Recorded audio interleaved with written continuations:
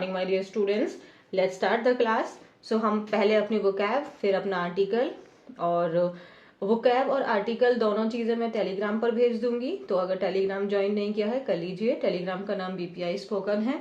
और अगर आप चैनल पर पहली बार आए हैं तो चैनल को सब्सक्राइब कर दीजिए और हम अपनी पढ़ाई शुरू करते हैं। सो हमारा आज की वोकैब का पहला शब्द है रिजॉर्ट।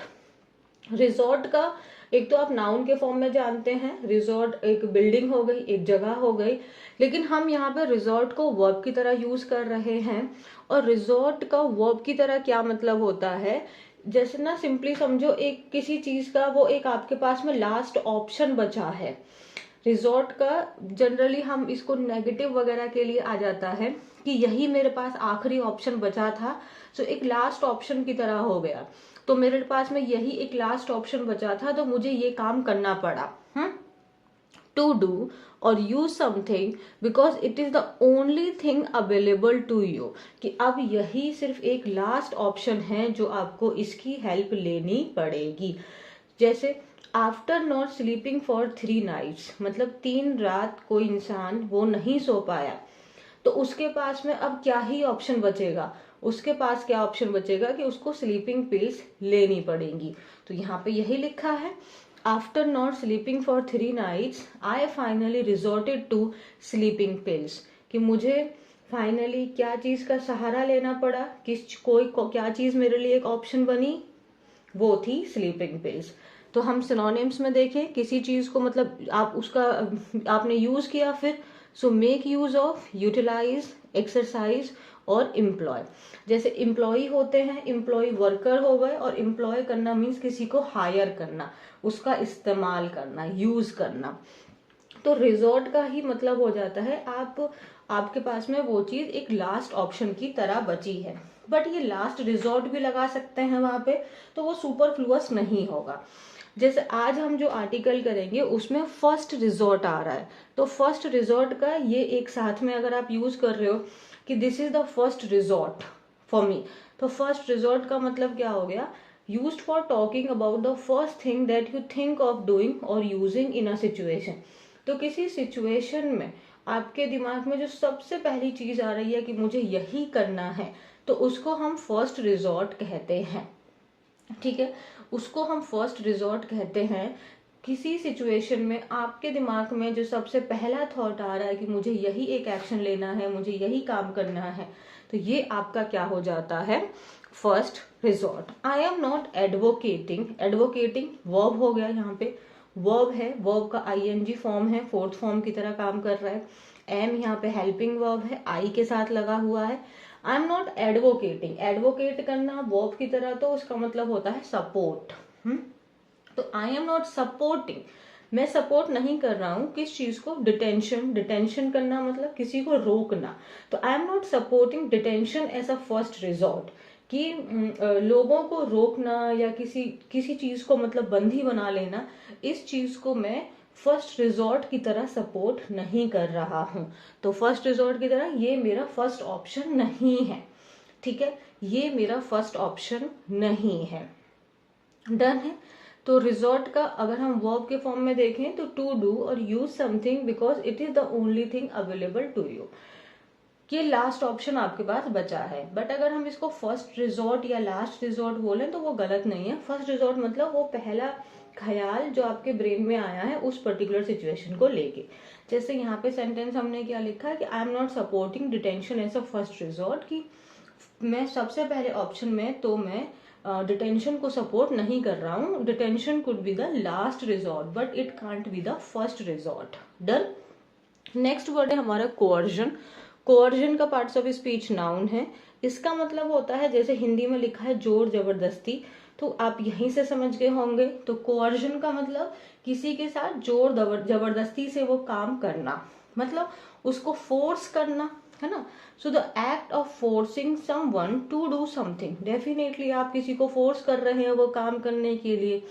और अगर हम किसी को फोर्स कर रहे हैं तो क्या उनका इच्छा होगी, क्या उनका मतलब मन होगा वो काम करने के लिए, तो हम उनके डिजायर के, उनके मन के खिलाफ जाके हम उनको फोर्स कर रहे हैं। अब वो फोर्स करने में आप कैसे भी यूज कर सकते हैं उसको, मैनिपुलेट आप कैसे भी कर सकते हैं।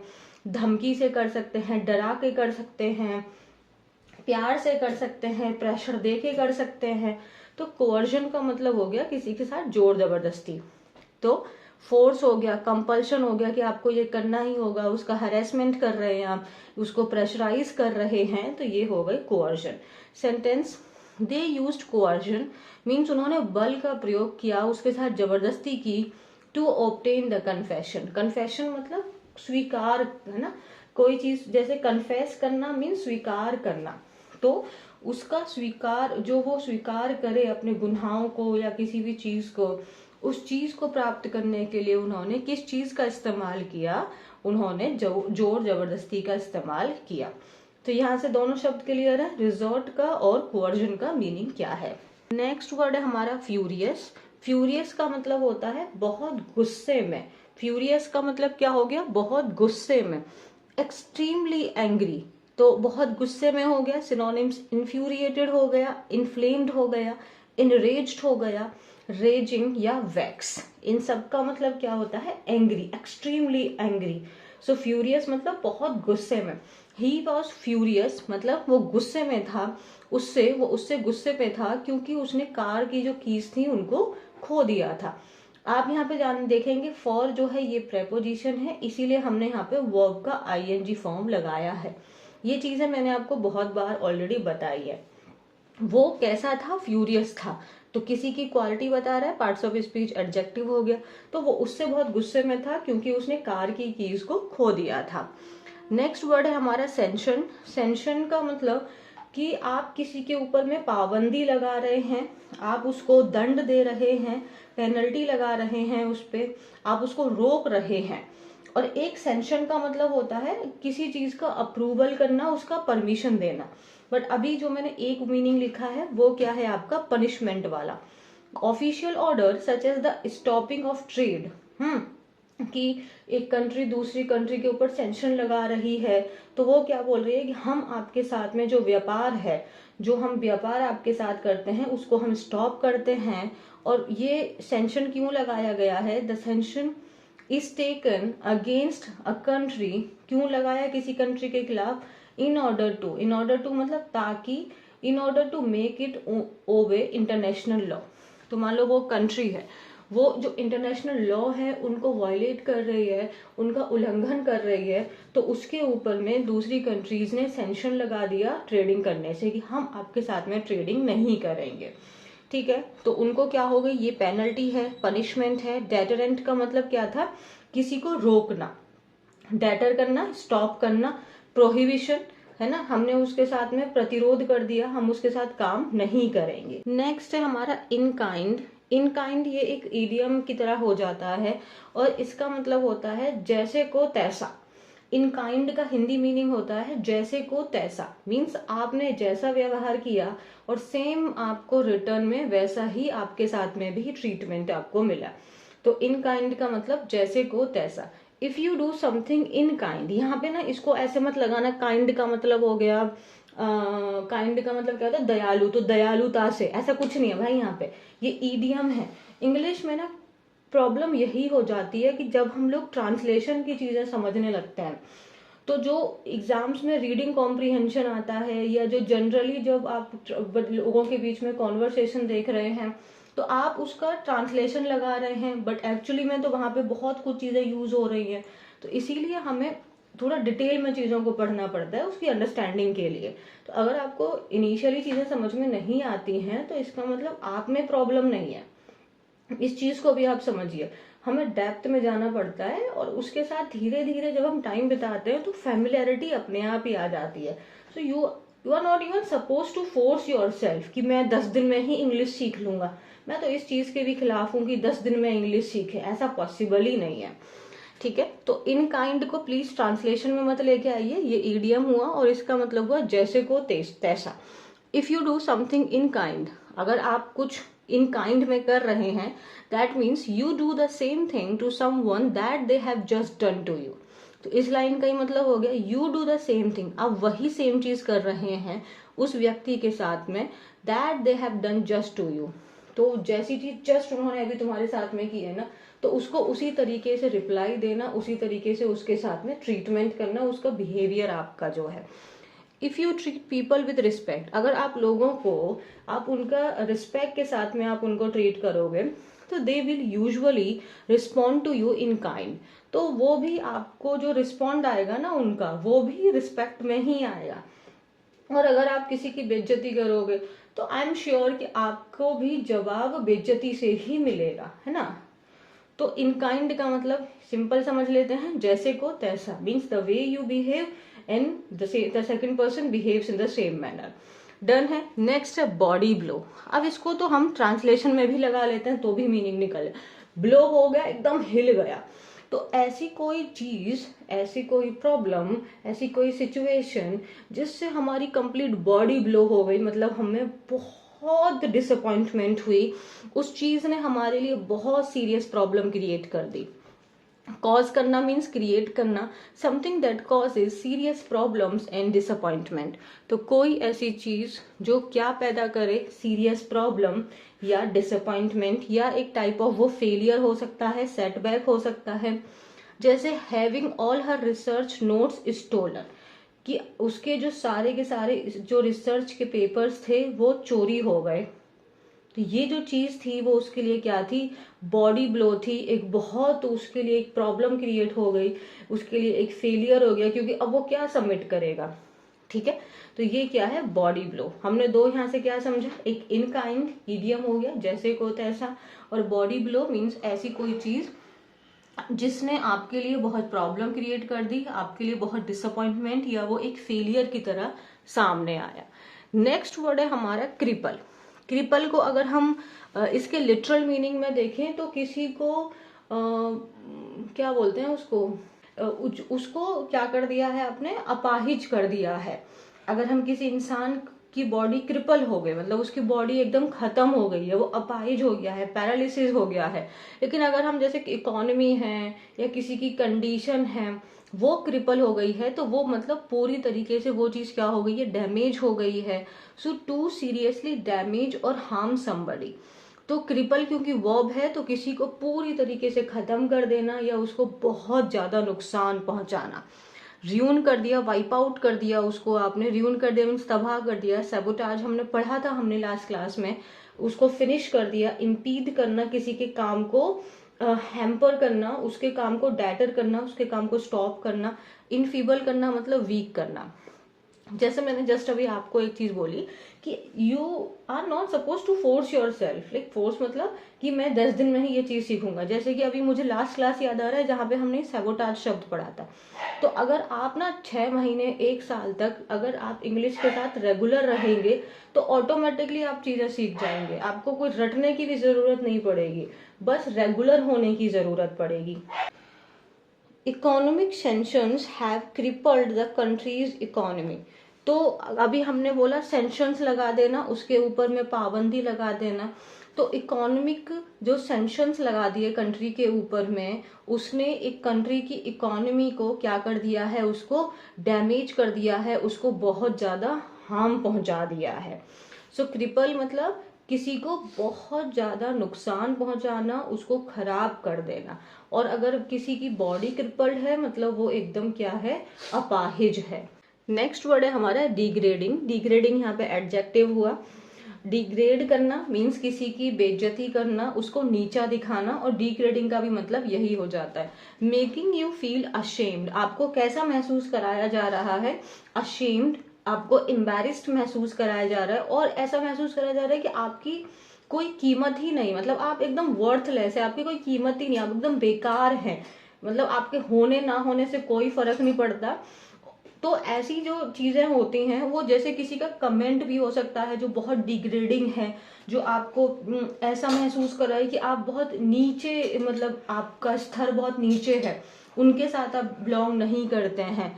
बेइज्जती करना जैसे ह्यूमिलिएटिंग हो गया, डिमीनिंग हो गया, किसी के बारे में ऐसा कमेंट करना जो बहुत बेकार है, उसको नीचा दिखा रहे हैं आप, तो उसको बोलते हैं ये डिमीनिंग कमेंट था, किसी के कैरेक्टर के बारे में आप गलत बोल रहे हैं तो वो आप उसको नीचा दिखा रहे हैं, आप उसको डिमीन कर रहे हैं, इंसल्ट कर रहे हैं उसकी, और वो कमेंट कैसा है, डेरोगेटरी है। डिग्रेडिंग का क्या हो गया, डेरोगेटरी है। अब जैसे आप ये सिनोनिम्स देख रहे हैं ना, तो जब भी आप जैसे न्यूज चैनल वगैरह देखेंगे तो आप धीरे धीरे अपने आप इनको यूज करने लगेंगे, तो don't worry. No one should have to suffer such degrading treatment, कि किसी भी व्यक्ति को ये जो डिग्रेडिंग ट्रीटमेंट है, ऐसे ट्रीटमेंट से सफर नहीं होना चाहिए, या फिर हमें कभी भी जानबूझकर तो किसी के साथ में डिग्रेडिंग ट्रीटमेंट नहीं करना चाहिए। अगर वो इंसान बहुत बुरा है, उसने आपके साथ बहुत गलत किया, देन लीव इट। ठीक है। नेक्स्ट वर्ड है हमारा हैगेमनी। हैगेमनी का मतलब क्या होता है, जब हम ना अपनी पावर दूसरे के ऊपर जमाना चाहते हैं। और जनरली हम इसको कंट्रीज वगैरह के लिए यूज करते हैं कि कंट्री जो है वो दिखा रही है कि मैं सबसे ताकतवर हूँ, मैं सबसे पावरफुल हूँ, और इसीलिए मेरे पास में ही ये अधिकार है आप सबको कंट्रोल करने का। The position of being the strongest and most powerful and therefore able to control others. So hegemony ये एक important शब्द है, एग्जाम्स में आता है। So hegemony मतलब the position of being the strongest and most powerful and therefore able to control. तो जिसके पास पावर है, जो फाइनेंशियली स्ट्रॉन्ग है, उसी के पास ऑटोमेटिकली कंट्रोल शिफ्ट हो जाता है। So the 3 nations competed for regional hegemony. तो जो 3 nations हैं वो आपस में लड़ रहे हैं किस चीज के लिए, हेगेमनी के लिए, कि वो अपने आप को दिखा सके कि वो सबसे ज्यादा शक्तिशाली हैं और वही हैं जो दूसरे के ऊपर में अपनी बात मनवाएंगे। तो इसके साथ में हमने अपनी वोकैब कंप्लीट की। अब हम लोग अपना आर्टिकल शुरू करेंगे, बट एक काम करना है, जो वोकैबलरी है उसको आप कोशिश करिए अपने हाथों से अपनी नोटबुक में नोट्स बनाने की और उसको 2 से 3 बार रिवाइज करने की। ठीक है, that's it. Now let's start the article. So हमारा आर्टिकल क्या है, फर्स्ट रिजॉर्ट। तो फर्स्ट रिजॉर्ट में हमने क्या पढ़ा था कि आपके ब्रेन में वो जो सबसे पहला थॉट आया है किसी पर्टिकुलर सिचुएशन को लेके कि मुझे यही करना है। तो यहाँ पे देखें, Trump should use diplomacy not coercion in deportation of migrants, कि जो ट्रम्प हैं उनको डिप्लोमेसी को यूज करना चाहिए था, ना कि कोअर्जन मतलब जोर जबरदस्ती। उनको किस चीज का इस्तेमाल करना चाहिए था, डिप्लोमेसी को यूज करना चाहिए था, ना कि जोर जबरदस्ती करनी चाहिए थी। जो वो माइग्रेंट्स का डिपोर्टेशन कर रहे हैं, जो माइग्रेंट्स है, माइग्रेंट कौन होते हैं, जो एक प्लेस से दूसरे प्लेस जाता है, जो एक प्लेस से दूसरे प्लेस जाता है उसको माइग्रेंट कहते हैं। माइग्रेशन आपका विद इन कंट्री भी होता है, विद इन स्टेट भी हो सकता है। जैसे आप पर्टिकुलरली स्टेट में ही आप अलग अलग डिस्ट्रिक्ट से बिलोंग करते हैं, बट आप दूसरे डिस्ट्रिक्ट में जाके काम कर रहे हैं, तब भी वो माइग्रेट हो गया है ना, वहां के हम नहीं हैं। तो अगर हम किसी जो हमारा इननेट प्लेस है वहां से जब हम लोग बाहर जाके काम कर रहे हैं तो वो भी माइग्रेशन हो जाता है। अच्छा, आज के लिए ना मैं एक आपको होमवर्क देती हूँ, इसी उम्मीद में कि आप इसका आंसर करेंगे। आप मुझे ये शब्द बताइए, उस पर्सन को क्या बोलते हैं जो अपनी कंट्री छोड़ के गया है ना, और जिस कंट्री में गया है उसके लिए वो क्या हुआ, और जिस कंट्री से वो गया है मतलब जिस कंट्री को उसने छोड़ा है उस कंट्री के लिए उसको किस शब्द से बोला जाएगा, और जिसमें उसने एंट्री ली है उसमें उसको किस शब्द से बोला जाएगा। ये दोनों शब्द आप मुझे बताइएगा। ठीक है, तो इसमें क्या है कि Trump should use diplomacy, Trump जो है वो उनको क्या यूज करना चाहिए, डिप्लोमेसी का यूज करना चाहिए, ना कि कोअर्जन का, कि लोगों को वो जो जोर जबरदस्ती कर रहे हैं इसकी बजाय उनको डिप्लोमेसी का यूज करना चाहिए, जो माइग्रेंट्स हैं उनको अपने देश से बाहर निकालने में। आगे देखते हैं, Donald Trump's mass deportation drive hit its first hurdle on Sunday when Colombian President Gustavo Petro refused permission to 2 United States military planes carrying migrants to land. ठीक है, सो जो डोनाल्ड ट्रंप हैं, जो उनकी वो जो भारी मात्रा में वो जो मैक्सिकन पीपल्स को बाहर निकाल रहे हैं, तो उसमें जो वो भारी मात्रा में जो लोगों को बाहर निकाल रहे हैं उस चीज में उन्होंने पहला हडल जो है वो संडे को फेस किया, जब कोलंबिया के जो प्रेसिडेंट हैं उन्होंने रिफ्यूज कर दिया परमिशन देने से 2 यूनाइटेड स्टेट्स के मिलिट्री प्लेन्स को, जो माइग्रेंट्स को लेके जा रहे थे अपने प्लेस पे, वहां पे कोलंबिया में लैंड करने से उन 2 मिलिट्री प्लेन्स को मना जब उन्होंने कर दिया, तो ये जो चीज है डोनाल्ड ट्रंप के लिए एक फर्स्ट हडल की तरह आई। यहां तक क्लियर है? आगे, a furious Mr. Trump announced that the US would impose a 25% tariff on all Colombian goods which would be raised to 50%। अब इस चीज ने भाई जो मिस्टर ट्रंप हैं उनको गुस्सा दिला दिया। तो वो कैसे हो गए? फ्यूरियस हो गए। फ्यूरियस आप जानते हैं किसी पर्सन की क्वालिटी बता रहा है, पार्ट्स ऑफ स्पीच एडजेक्टिव था। तो जो मिस्टर ट्रंप है वो भाई फ्यूरियस हो गए, गुस्से में हो गए, और उन्होंने क्या अनाउंस किया कि जो यूएस है ना वो इम्पोज कर सकता है। इम्पोज करना मीन्स लगाना। वो आपके ऊपर में 25% का टैरिफ लगा सकता है कोलंबियन गुड्स के ऊपर। गुड्स जो है यहाँ पे नाउन है। गुड, गुड जैसे कहते हैं ना, very good, very good. Good जो है वो एडजेक्टिव हुआ, अच्छा, और गुड्स जो होता है वो नाउन है जिसका मतलब सामान है। तो फ्यूरियस मिस्टर ट्रंप ने क्या अनाउंस किया कि जो यूएस है वो आपके ऊपर में 25% का टैरिफ लगा सकता है सारे के सारे कोलंबियन गुड्स के ऊपर, और अगर आप नहीं माने तो ये जो टैरिफ है ना ये हम आगे रेज कर सकते हैं 50% तक। तो फुल गुस्से में है। और उन्होंने क्या बोला है कि US also threatened to impose banking and financial sanctions and issue travel bans on Colombian officials and associate. US यही नहीं रुका, और आगे क्या धमकी दे रहा है कि आगे हम और क्या कर सकते हैं, आपके ऊपर बैंकिंग और फाइनेंशियल सैंक्शंस लगा सकते हैं, आपके ऊपर हम पेनल्टी लगा सकते हैं, और हम आपके जो कोलंबियन के आपके ऑफिशियल्स और एसोसिएट्स हैं उनकी ट्रैवलिंग को हम बैन कर सकते हैं। मतलब फुल जोश में है। इसी बात से जो वहां के कोलंबिया के जो प्रेसिडेंट हैं मिस्टर पेट्रो, जो फॉर्मर गुरिल्ला रहे थे, ये आप जानते हैं वहां की हिस्ट्री से, आप अगर आप वाकिफ हैं तो आप जानते होंगे इसका क्या मतलब है। रिस्पॉन्डेड इन काइंड, उन्होंने भी जैसे का जैसे उनको बोला सेम उसी तरीके से उन्होंने भी जवाब दिया। क्या जवाब दिया? By saying Colombia would also impose tariffs up to 50% on American goods and refuse to shake hands with the white slave holders. तो जो आपके मिस्टर पेट्रो हैं उन्होंने भी सेम तरीके से जवाब देते हुए उन्होंने क्या बोला कि जो कोलंबिया है वो भी आपके ऊपर में टैरिफ्स लगा सकती है, और वो भी 50% तक लगा सकती है जितने भी अमेरिकन के सामान हैं, और हम इनकार करते हैं उन जो स्लेव होल्डर्स हैं उनके साथ में हाथ मिलाने से। स्लेव मतलब स्लेव को हिंदी में क्या बोलते हैं? स्लेव करना किसी को, मजदूर मतलब गुलाम। तो और यहाँ पे कोलंबिया के जो प्रेसिडेंट है उन्होंने क्या बोल दिया कि हम वाइट स्लेव होल्डर्स के साथ में हाथ मिलाने से भी रिफ्यूज करते हैं। लेकिन ये जो Bogota under pressure eventually accepted to take back the migrants with dignity and respect. Now the second thing कि आपका जीएस चेक करने के लिए मुझे ये बताइए ये क्या है, ठीक है, बोगोटा क्या है। तो वो अंडर प्रेशर में आ गया और उसने इवेंचुअली एक्सेप्ट किया कि जो उनके माइग्रेंट्स हैं उनको वापस लेना, पूरी सम्मान के साथ में, पूरी डिग्निटी के साथ में। Trade war would have been bad news for both countries whose bilateral trade stood at $53.5 billion in 2022।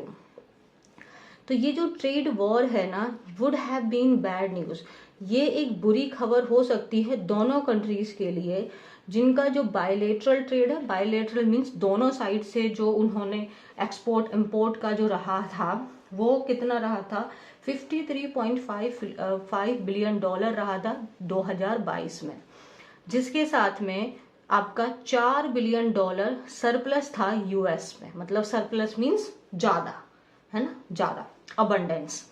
High tariffs would have been a body blow for Colombia as the US is its largest trading partner. अब ये बोला है कि जो high tariffs का जो धमकी दी है डोनाल्ड ट्रंप ने, ये क्या हो सकता है, would have been a body blow, ये एक बहुत बड़ा सेटबैक हो सकता है, एक बहुत बड़ा झटका हो सकता है कोलंबिया के लिए, क्योंकि जो यूएस है वो उसका सबसे बड़ा ट्रेडिंग पार्टनर है। यूएस के साथ में कोलंबिया सबसे ज्यादा इंपोर्ट एक्सपोर्ट करता है। अगर टैरिफ्स लग जाएंगे, फाइनेंशियल एंड पॉलिटिकल सेंक्शंस लग जाएंगे, तो अमेरिका जो है, America could cripple Colombia's economy and destabilize its polity at a time when its fight with guerrillas is escalating after a lull. तो अगर ये टैरिफ्स लग जाएंगे तो इससे जो अमेरिका है वो क्या कर सकता है, वो जो कोलंबिया की इकोनॉमी है उसको खत्म कर सकता है, उसको डैमेज कर सकता है, और जो उसकी पॉलिटी है उसको डिस्टेबलाइज कर सकता है उस समय पे जब उनकी जो फाइट है गोरिल्लास के खिलाफ में वो एस्केलेट कर रही है, बढ़ रही है, इंक्रीज हो रही है। आफ्टर अ लल, लल आपका वर्ब और नाउन की तरह यूज होता है, और लल का मतलब हो जाता है, जैसे अगर वर्ब है तो ऐसी कोई चीज जो आपको सुकून दे, आपको राहत दे, है ना। और अगर आफ्टर लल का मतलब हो गया आफ्टर अ शॉर्ट ब्रेक, है ना। जैसे हम लोग थक जाते हैं तो एक शॉर्ट ब्रेक ले लेते हैं रिलैक्स करने के लिए, वो। तो क्या बोला है कि अगर यूएस जो है, अगर अमेरिका के ऊपर में डिफरेंट टाइप ऑफ सेंक्शंस लगा देगा, टैरिफ्स लगा देगा, तो ये अमेरिका की जो आपकी कोलंबिया की इकोनॉमी है उसको क्रिपल कर देगा, और जो उसकी पॉलिटी है उसको डिस्टेबलाइज कर देगा, वो भी उस समय पे जब उनकी खुद की लड़ाई गोरिल्लास के खिलाफ में जो है वो बढ़ रही है एक शॉर्ट ब्रेक के बाद में। मतलब कुछ टाइम बाद में, कुछ टाइम तक मान लो चीजों में नेगोशिएशन हो गया होगा, लेकिन अब फिर से वो चीजें इंक्रीज हो रही हैं। और unsurprisingly mister Pedro backtracked and agreed to accept what the White House said was all it's done. Unsurprisingly मतलब इस चीज से हमें कोई हम भौचक के नहीं हुए, ये चीज हमारे लिए कोई सरप्राइजिंग नहीं थी कि जो मिस्टर पेट्रो हैं, जो कोलंबिया के प्रेसिडेंट हैं, उन्होंने अपनी बात से वो पीछे हट गए और उन्होंने स्वीकार कर लिया, अग्री टू एक्सेप्ट, कि वो उन्होंने अग्री किया कि हाँ हम आपकी बातों को स्वीकार करते हैं, जो भी व्हाइट हाउस कह रहा है, जो भी वो टर्म्स लगा रहा है। Colombia and other South American countries have been taking undocumented migrants back from the US in recent years. Colombia और जो बाकी साउथ अमेरिकन कंट्रीज हैं वो अपने जो उनके अनडॉक्यूमेंटेड माइग्रेंट्स हैं उनको ऑलरेडी यूएस से वो वापस अपनी कंट्री में ले रहे थे। यहाँ तक ठीक है। In January, there were 90 deportation flights from the US to its southern neighbors. अगर हम जनवरी का पीरियड देखें तो जनवरी के पीरियड में ही कितनी फ्लाइट्स रह चुकी हैं, आपकी 90 डेपोटेशन फ्लाइट्स रह चुकी हैं। ठीक है। अगर आप यहाँ पे देखेंगे ये जो वर्ड लगाया है इसका सब्जेक्ट कौन है, फ्लाइट्स, क्योंकि आप जानते हैं देयर जो है वो एक एडवर्ब है, ये आपका सब्जेक्ट नहीं होता है। देयर के हिसाब से कोई भी वर्ब आप जो फाइनलाइज नहीं कर सकते हैं, तो हम जो देयर के हिसाब से वर्ब नहीं लगाते, तो जो आपका वर्ब के बाद में जो सब्जेक्ट आपको यहाँ पे दिख रहा है वो हमारा जो मेन नाउन होता है उसके हिसाब से, तो यहाँ पे फ्लाइट्स हो गया, तो इसीलिए यहाँ पे हमने वर्ड लगाया है।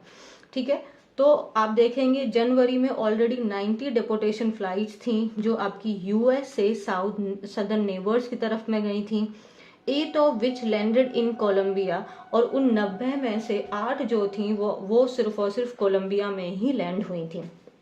लेकिन what turned a regular exercise into a controversy? अच्छा, ये तो मतलब रेगुलरली हो ही रहा था, मतलब यूएस से अनडॉक्यूमेंटेड माइग्रेंट्स को तो ऑलरेडी बाहर निकल रहे थे, वो तो ऑलरेडी बाहर जा रहे थे, तो फिर ऐसा क्या हुआ, क्या चीज थी जिसने इस बात को कंट्रोवर्शियल बना दिया। सो व्हाट टर्न्ड, क्या चीज थी जिसने बदल दिया इस रेगुलर एक्सरसाइज को, जो रेगुलर काम जो हो रहा था, एक कंट्रोवर्सी में, और वो ये चीज थी to a controversy was the handling of the deportation by the Trump administration. तो जो लोग हैं जिनको देश से निकाला जा रहा है, जिनको यूएस से निकाला जा रहा है, और जिस तरीके के साथ में उनके साथ में बर्ताव हो रहा है, जिस तरीके के साथ उनके साथ बिहेव किया जा रहा है, उनको ट्रीट किया जा रहा है, इस चीज ने कंट्रोवर्सी क्रिएट कर दी। और the use of mostly military planes, कि आप माइग्रेंट्स को मिलिट्री प्लेन से क्यों निकाल रहे हैं, आप उनको नॉर्मल सिविलियन प्लेन से भी तो आप भेज सकते हैं, मिलिट्री प्लेन से आप क्यों भेज रहे हैं, जिस चीज ने गुस्सा दिला दिया कोलंबियंस को। ठीक है। तो किस चीज, ऐसा नहीं था कि ये पहली बार हो रहा है इसीलिए लोग गुस्सा हो गए, नहीं, ये ऑलरेडी काफी लंबे समय से हो रहा है। बट प्रॉब्लम क्या हुई है, जो आपकी ट्रम्प की एडमिनिस्ट्रेशन है वो जिस तरीके से हैंडल कर रहे हैं माइग्रेंट्स को और उनको आप मिलिट्री आप प्लेन से बाहर भेज रहे हो, ये चीज ने कोलंबियंस को गुस्सा दिला दिया।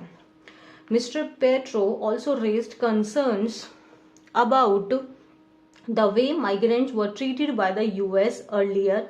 तो मतलब यूएस, तो मिस्टर पेट्रो ने और किस बारे में अपनी चिंताएं उठाई कि जो जिस तरीके से माइग्रेंट्स के साथ में यूएस में ट्रीटमेंट हो रहा है, उनके साथ बिहेव हो रहा है, इस चीज के ऊपर भी उन्होंने अपना चिंता जताई। अर्लियर पहले जो ब्राजील है had also raised complaints of degrading treatment of its deported citizen. तो पहले आपका जो ब्राजील है उसने भी कंप्लेंट्स उठाई थी, कंप्लेंट्स की थी कि जो उनके डिपोर्टेड सिटीजन्स हैं जिनको वहां से बाहर निकाला जा रहा है, उनके साथ में बहुत गंदा ट्रीटमेंट हो रहा है, डिग्रेडिंग ट्रीटमेंट हो रहा है, उनके साथ बहुत उनको ह्यूमिलिएट किया जा रहा है, उनको बहुत खराब फील करवाया जा रहा है। They were handcuffed, handcuff मतलब हथकड़ी लगा देना, and some of them were not given water or allowed to use the washroom during the flight। और उनमें से कुछ लोगों को तो इवन पानी भी नहीं दिया और उनको मतलब वॉशरूम तक यूज नहीं करने दिया, according to Brazilians officials. But mister Trump does not seem to care. लेकिन ऐसा प्रतीत होता है कि मिस्टर ट्रम्प को तो कोई फर्क ही नहीं पड़ता। He wanted to make an example of Colombia so that other neighbors will not challenge his handling of the mass deportation. Okay, so Mr. Trump क्या चाहते हैं? वो चाहते हैं कि वो जो कोलंबिया है उसके साथ एक उदाहरण सेट कर दें कि देखो हमने कोलंबिया के साथ में कैसा किया था, तो अगर आप ज्यादा करोगे, अगर आप अपने लोगों को नहीं वापस लोगे या अनडॉक्यूमेंटेड माइग्रेंट हमारे यहाँ आएंगे तो उनके साथ हम कैसा बर्ताव कर सकते हैं, इस तरीके का वो एक एग्जाम्पल सेट करना चाहते हैं। सो दैट मीन्स ताकि जो बाकी नेबर्स हैं वो उनको चैलेंज ना करें मास डिपोर्टेशन के हैंडलिंग को लेके। He may have forced Colombia to back track for now. He may have forced मतलब उन्होंने कोलंबिया को अभी के लिए तो मजबूर कर दिया है कि वो पीछे हट जाए, बैक ट्रैक हो जाए, यूजिंग अमेरिकाज इकोनॉमिक मसल, जो अमेरिका की जो फाइनेंस है, जो उसका इकोनॉमी है, उसका इस्तेमाल करके, उसकी अपनी पावर का इस्तेमाल करके उन्होंने कोलंबिया को अभी के लिए तो पीछे कर दिया है। लेकिन जो इस तरीके की जो जबरदस्ती है, it could backfire in the long run in a region where America has always tried to maintain its geopolitical hegemony। लेकिन जो इस तरीके का जो ये जबरदस्ती है, जो ये नेगेटिव बिहेवियर है, ये लॉन्ग रन में एक लंबे समय में अगर देखा जाए तो ये खुद अमेरिका के लिए बैकफायर करेगा, कर सकता है, जहां पर अमेरिका जो है वो हमेशा ये कोशिश करता है कि वो किस चीज को मेंटेन कर सके, जियोपॉलिटिकल हैगेमनी, अपनी सुप्रीमेसी को वो हमेशा कोशिश करता है कि वो बाकी देशों के ऊपर में अपने आप को दिखाए कि वो सुप्रीम है। तो इस चीज के लिए जो इस तरीके का बिहेवियर है वो एक प्रॉब्लम क्रिएट कर सकता है। एंड द इनह्यूमेन कंडीशन, आप जानते हैं लास्ट क्लास में हमने इनह्यूमेन पढ़ा था। कंडीशंस आपका नाउन हो गया, नाउन की विशेषता बता रहे कैसी कंडीशंस, तो ये एडजेक्टिव है। इनह्यूमेन का मतलब होता है बहुत बुरी, एकदम क्रूअल, एकदम वेरी बैड, एकदम मिजरेबल कंडीशंस है। और ये जो and the inhumane condition in which hundreds of migrants are been deported every day is a blot on America's tall claim of protecting human right. और ये जो इतना निर्मम तरीके से जो हंड्रेड्स ऑफ माइग्रेंट्स को हर दिन निकाला जा रहा है, ये एक धब्बा है अमेरिका के, जो बहुत बड़े बड़े दावे करता है ह्यूमन राइट्स को लेके। ये जो चीज है उसके ऊपर एक धब्बे की तरह है। A better way of handling this crisis is through diplomacy. तो एक सही तरीका क्या हो सकता था इस चीज को डील करने का, वो डिप्लोमेसी हो सकती थी, कॉन्वर्सेशंस हो सकती थी बिटवीन द कंट्रीज, इस instead of imposing his will on other countries through threats of tariffs and channel seek consensus and then implement his policy in a much more cordial way। ठीक है, आगे क्या है, instead of imposing मतलब impose करना means थोपना, of preposition हो गया। तो जो अपनी इच्छा है वो दूसरों के ऊपर, अदर कंट्रीज के ऊपर थोपने की बजाय वो क्या कर सकते थे कि वो उनके ऊपर टैरिफ लगा देंगे, उनके ऊपर सैंक्शंस लगा देंगे। मिस्टर ट्रम्प को अपने डिप्लोमेटिक चैनल्स का इस्तेमाल करना चाहिए था। और क्या चीज की लेने की कोशिश, मतलब कोई परमिशन लेना है लोगों से एग्रीमेंट का। आप जानते हैं, एक हमने अभी कुछ रिसेंट में क्लास की थी कंसेंसस। कंसेंसस का मतलब आम सहमति, सर्वसहमति। उस सब परमिशन लेनी चाहिए, परमिशन मतलब बातचीत करनी चाहिए थी, अग्रीमेंट लेना चाहिए था, और उस चीज को कैसे इम्प्लीमेंट करना चाहिए था, किस प्रकार एग्जीक्यूट करने चाहिए था। अपनी जो ये पॉलिसीज हैं उसको एक more cordial way, cordial means more friendly way, सही ढंग से कॉर्डियल तरीके से उसको करना चाहिए था, instead of imposing his will on other countries. लेकिन मिस्टर ट्रम्प के लिए क्या है, coercion is the last resort. तो मिस्टर ट्रम्प के लिए जो आपका जोर जबरदस्ती है वही उनका सबसे पहला और आखिरी ऑप्शन उनको लग रहा है। ठीक है, तो ये हो गई हमारी क्लास आज की कंप्लीट। लेकिन इस क्लास से एक मॉरल क्या है आपको, कि अगर आप आज किसी के साथ बैड बिहेव कर रहे हैं तो आज के लिए तो आपको वो इमीडिएट ग्रेटिफिकेशन मिल जाएगा, बट लॉन्ग रन में ये चीज आपको बैकफायर कर सकती है। डन। सो आप देख सकते हैं आर्टिकल में बहुत सारी वोकैब थी जो हमारी रिपीट कर रही थी बाकी क्लासेस से, तो यही होती है familiarity. Done. So I hope आपको क्लास पसंद आई होगी। क्लास पसंद आई तो क्लास को लाइक करिए, प्लीज शेयर करिए, और चैनल को सब्सक्राइब किए बिना बिल्कुल ना जाएं। यूट्यूब टेलीग्राम भी ज्वाइन कर लो, BPI स्पोकन है। Thank you so much, have a good day.